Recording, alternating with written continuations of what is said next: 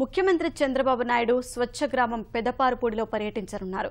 కృష్ణా జిల్లాలోని పెదపారుపూడిని దత్తత తీసుకున్న రామోజీ ఫౌండేషన్ స్వచ్ఛ గ్రామంగా తీర్చిదిద్దింది. ముఖ్యమంత్రి పర్యటన ఏర్పాట్లపై అధికారులతో కలెక్టర్ లక్ష్మీకాంతం సమీక్షించారు. గ్రామంలో నీటి ట్యాంకు ప్రారంభోత్సవం, మొక్కలు నాటడం సహా రామోజీ ఫౌండేషన్ ఏర్పాటు చేసిన డిజిటల్ పాఠశాల భవనాన్ని సీఎం ప్రారంభిస్తారని కలెక్టర్ తెలిపారు. ముఖ్యమంత్రి గారు 1వ తారీఖున స్వచ్ఛాంధ్ర అనే కార్యక్రమంలో పాల్గొనడానికి పెదపారుపూడి అనే గ్రామానికి రావచ్చు.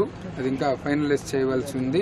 పెదపారుపూడి గ్రామంలో ముఖ్యంగా ఒక వాటర్ ట్యాంకు చూడడము, దాని తర్వాత అక్కడ ట్రీ ప్లాంటేషన్స్ ఒకటి ప్లాన్ చేస్తున్నాము.